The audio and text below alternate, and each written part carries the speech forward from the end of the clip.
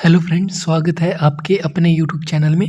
तो आज की वीडियो में हम 30 क्वेश्चंस लेकर आए हैं जो कि एग्ज़ाम में तो बहुत कम पूछे जाते हैं, लेकिन ये क्वेश्चन जो आपके जीके के ये नॉलेज को टेस्ट करने के लिए लेकर आया हूँ। इससे ये पता चलेगा कि आपने अब तक कितने जीके पढ़े हैं और कितना आपको ज्ञान है जीके का। तो आज का हमारा पहला क्वेश्चन है, भारतीय संविधान में वित्तीय विधेयक की परिभाषा किस अनुच्छेद में है? भारतीय संविधान में जो वित्तीय विधेयक की परिभाषा जो है कौन से अनुच्छेद में है? तो वो है 170वें अनुच्छेद में जो वित्तीय विधेयक की परिभाषा दी गई है भारतीय अनुच्छेद में, यानी कि ऑप्शन डी आपका बिल्कुल सही आंसर हो जाएगा। इनमें से आपको जो है कितने क्वेश्चंस आए हैं ये कमेंट बॉक्स में ज़रूर बताएं दोस्तों। तो आगे बढ़ते हैं अपने अगला क्वेश्चन नंबर 2 की। और क्वेश्चन नंबर 2 है, राष्ट्रीय जल नीति पहली बार कब घोषित की गई थी? जो राष्ट्रीय जल नीति है वो पहली बार कब घोषित की गई थी? तो वो की गई थी 1987 में। याद रखना 1987 में जो जल नीति पहली बार घोषित की गई थी, यानी कि ऑप्शन बी आपका बिल्कुल सही आंसर हो जाएगा। अगला क्वेश्चन नंबर 3। क्वेश्चन नंबर 3 है, भारत में स्थायी लोक अदालत किस अधिनियम से जुड़ी है? भारत में जो स्थायी लोक अदालत जो है किससे जुड़ी हुई है? तो वो जुड़ी है विधिक सेवा अधिकरण अधिनियम से जुड़ी हुई है, स्थायी लोक अदालत अधिनियम, यानी कि ऑप्शन सी आपका बिल्कुल सही आंसर हो जाएगा। अगला क्वेश्चन नंबर 4, राज्य की कार्य प्रणाली शक्ति किस अनुच्छेद में वर्णित है? राज्य की जो कार्य प्रणाली शक्ति किस अनुच्छेद में वर्णित है? तो वो है 162वें अनुच्छेद में शामिल है कार्य प्रणाली की शक्ति, यानी कि ऑप्शन बी आपका बिल्कुल सही आंसर हो जाएगा। अगला क्वेश्चन नंबर 5। क्वेश्चन नंबर 5 है, मुद्रा आपूर्ति यानी मनी सप्लाई का सबसे संकीर्ण माप कौन सा है? मनी सप्लाई का जो सबसे संकीर्ण माप कौन सा है? तो वो है M1। याद रखना M1 मनी सप्लाई का सबसे संकीर्ण माप है, यानी कि ऑप्शन सी आपका बिल्कुल सही आंसर हो जाएगा।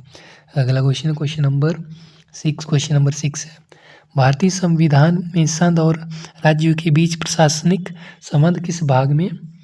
राज्यों के बीच प्रशासनिक संबंध किस भाग में दिया गया है भारतीय संविधान में? तो वो दिया गया है भाग 10 में। भाग 10 में दिया गया, यानी कि ऑप्शन ए आपका बिल्कुल सही आंसर हो जाएगा। अगला क्वेश्चन नंबर 7। क्वेश्चन नंबर 7 है, राष्ट्रीय ग्रीन ट्रिब्यूनल की स्थापना किस वर्ष हुई थी? NGT की स्थापना किस वर्ष की गई थी? तो वो की गई थी 2010 में जो है NGT की स्थापना हुई थी, यानी कि ऑप्शन सी आपका बिल्कुल सही आंसर हो जाएगा। अगला क्वेश्चन नंबर 8। क्वेश्चन नंबर 8 है, भारत का पहला जैवमंडलिक आरक्षित क्षेत्र कौन सा था? भारत में जो पहला जैवमंडल आरक्षित क्षेत्र कौन सा था?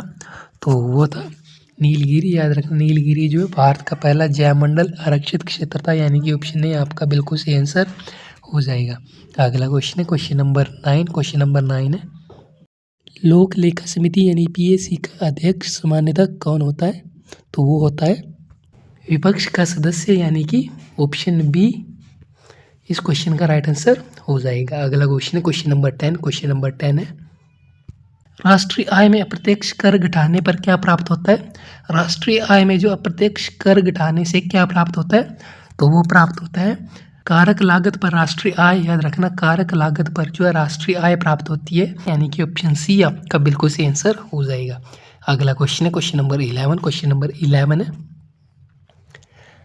राज्यसभा के सदस्यों का कार्यकाल कितना होता है? राज्यसभा के जो सदस्य होते हैं उनका कार्यकाल कितने समय का होता है? तो होता है 6 वर्ष। याद रखना 6 वर्ष का कार्यकाल होता है राज्यसभा के सदस्यों का, यानी कि ऑप्शन सी आपका बिल्कुल सही आंसर हो जाएगा। अगला क्वेश्चन नंबर 12। क्वेश्चन नंबर 12 है, भारत का सबसे बड़ा खारे पानी का डेल्टा कौन सा है? भारत में जो है सबसे बड़ा खारे पानी का डेल्टा कौन सा है? तो वो है सुंदरबन। याद रखना सुंदरबन जो है भारत का सबसे बड़ा खारे पानी का डेल्टा है, यानी कि ऑप्शन डी आपका बिल्कुल सही आंसर हो जाएगा। अगला क्वेश्चन नंबर 13। क्वेश्चन नंबर 13 है, मुद्रा अवमूल्यन का निर्णय कौन लेता है? मुद्रा उन्मूलन का जो है निर्णय जो है कौन लेता है? तो वो लेता है वित्त मंत्री। याद रखना वित्त मंत्री जो मुद्रा उन्मूलन का निर्णय लेता है, यानी कि ऑप्शन बी आपका बिल्कुल सही आंसर हो जाएगा। अगला क्वेश्चन नंबर 14। क्वेश्चन नंबर 14 है, संविधान की 12वीं अनुसूची किससे संबंधित? तो वो है नगर पालिकाएं से संबंधित है? भारत की संविधान की 12वीं अनुसूची, यानी कि ऑप्शन बी आपका बिल्कुल सही आंसर हो जाएगा। अगला क्वेश्चन नंबर 15 है, राष्ट्रीय जनसंख्या नीति कब घोषित की गई थी? राष्ट्रीय जनसंख्या नीति जो है कब घोषित की गई थी? तो वो की गई थी 2000 में। याद रखना 2000 में जो है राष्ट्रीय जनसंख्या नीति घोषित की गई थी, यानी ये ऑप्शन सी आपका बिल्कुल सही आंसर हो जाएगा। अगला क्वेश्चन नंबर 16 है, भारतीय संघ का क्षेत्र किस अनुच्छेद में वर्णित है? भारतीय संघ का जो है क्षेत्र किस अनुच्छेद में वर्णित है? तो वो है अनुच्छेद 1 में वर्णित है भारतीय संघ का क्षेत्र, यानी कि ऑप्शन ए आपका बिल्कुल सही आंसर हो जाएगा। अगला क्वेश्चन नंबर 17 है, क्रम शक्ति समता यानी कि पीपीए का उपयोग किस तुलना में होता है? पीपीए का उपयोग जो किस तुलना में होता है? तो वो होता है आय सत्र में। आय सत्र में जो पीपीए का उपयोग होता है, यानी कि ऑप्शन सी आपका बिल्कुल सही आंसर हो जाएगा। अगला क्वेश्चन नंबर 18 है, संविधान की प्रस्तावना में समाजवादी शब्द किस संशोधन से जोड़ा गया है? संविधान की प्रस्तावना में समाजवादी शब्द किस संशोधन से जोड़ा गया है? तो वो जोड़ा गया है 42वें आर्टिकल से जोड़ा गया है समाजवादी शब्द, यानी कि ऑप्शन बी इस क्वेश्चन का बिल्कुल सही आंसर हो जाएगा। अगला क्वेश्चन नंबर 19 है, राष्ट्रीय शिक्षा नीति 2020 के अनुसार स्कूलीय संरचना क्या है? स्कूलीय संरचना क्या है? तो वो है 5+3+3+4, यानी कि ऑप्शन बी इस क्वेश्चन का राइट आंसर हो जाएगा। अगला क्वेश्चन नंबर 20 है, भारत का सबसे पुराना पर्वतीय दर्रा व्यापार हेतु प्रसिद्ध कौन सा है? भारत का जो है सबसे पुराना पर्वतीय दर्रा व्यापार हेतु प्रसिद्ध कौन सा है? तो वो है नाथुला दर्रा सबसे पुराना है और सबसे प्रसिद्ध व्यापार हेतु दर्रा है, यानी कि ऑप्शन ए आपका बिल्कुल सही आंसर हो जाएगा। अगला क्वेश्चन नंबर 21 है, राज्यपाल की अध्यादेश शक्ति किस अनुच्छेद में है? राज्यपाल की जो अध्यादेश शक्ति किस अनुच्छेद में है? तो वो है 213वें अनुच्छेद में है राज्यपाल की अध्यादेश शक्ति, यानी कि ऑप्शन सी इस क्वेश्चन का बिल्कुल सही आंसर हो जाएगा। अगला क्वेश्चन नंबर 22 है, राष्ट्रीय आय में शामिल ना होने वाला घटक कौन सा है? राष्ट्रीय आय में शामिल ना होने वाला घटक कौन सा है? तो वह पेंशन। याद रखना पेंशन जो है राष्ट्रीय आय में शामिल ना होने वाला घटक है, यानी कि ऑप्शन बी इस क्वेश्चन का राइट आंसर बिल्कुल हो जाएगा। अगला क्वेश्चन नंबर 23 है, भारतीय संघ को किस प्रकार का राज्य कहा जाता है? भारतीय संघ को जो किस प्रकार का राज्य कहा जाता है? तो वो है अर्धसंघात्मक संघ कहा जाता है भारतीय राज्य को, यानी कि ऑप्शन डी इस क्वेश्चन का बिल्कुल सही आंसर हो जाएगा। अगला क्वेश्चन नंबर 24 है, लोकसभा में अंधविश्वास प्रस्ताव किस अनुच्छेद से संबंधित है? लोकसभा में जो अंधविश्वास प्रस्ताव कौन से अनुच्छेद में शामिल है? तो वो है 75वें अनुच्छेद में है, यानी कि ऑप्शन बी इस क्वेश्चन का राइट आंसर हो जाएगा। अगला क्वेश्चन नंबर 25 है, राष्ट्रीय खाद्य तेल मिशन का उद्देश्य क्या है? राष्ट्रीय खाद्य तेल मिशन का उद्देश्य क्या है? तो वो है आयात घटाना जो है राष्ट्रीय खाद्य तेल का मिशन है, यानी कि ऑप्शन बी इस क्वेश्चन का बिल्कुल सही आंसर हो जाएगा। अगला क्वेश्चन नंबर 26 है, भारत का सबसे गहरा नदी कंठ किस नदी पर स्थित है?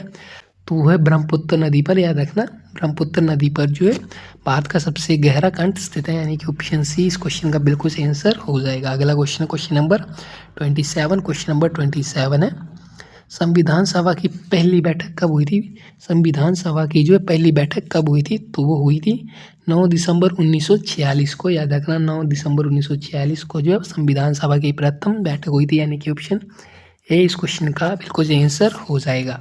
अगला क्वेश्चन नंबर 28 है, राज्य सूची में कुल कितने विषय होते हैं? राज्य सूची में जो कुल कितने विषय होते हैं? तो वो होते हैं 61 विषय होते हैं राज्य सूची में, यानी कि ऑप्शन बी इस क्वेश्चन का बिल्कुल सही आंसर हो जाएगा। अगला क्वेश्चन नंबर 29 है, भारत का पहला गवर्नर जनरल कौन था? भारत का जो है पहला गवर्नर जनरल कौन था? तो वो था सी राजगोपालाचारी जो है भारत के प्रथम गवर्नर जनरल थे, यानी कि ऑप्शन बी इस क्वेश्चन का बिल्कुल सही आंसर हो जाएगा। अगला क्वेश्चन है क्वेश्चन नंबर 30 और इस वीडियो का लास्ट। राष्ट्रीय सुरक्षा परिषद का अध्यक्ष कौन होता है? राष्ट्रीय सुरक्षा परिषद का अध्यक्ष कौन होता है? तो वो होता है प्रधानमंत्री। प्रधानमंत्री जो है राष्ट्रीय सुरक्षा परिषद का अध्यक्ष होता है, यानी कि ऑप्शन डी इस क्वेश्चन का बिल्कुल सही आंसर हो जाएगा। तो दोस्तों इस वीडियो में 30 में से जो आप कितने क्वेश्चंस का आंसर दे पाए कमेंट बॉक्स में ज़रूर बताएं। तो अगर आपको हमारी वीडियो इंटरेस्टिंग लगी हो तो चैनल को सब्सक्राइब करना ना भूलें और अपने दोस्तों के साथ वीडियो को लाइक शेयर करना ना भूलें। हम मिलेंगे आपको अपनी अगली वीडियो में इससे भी अच्छे क्वेश्चनों के साथ। तब तक जय हिंद जय भारत, आपका दिन शुभ रहे।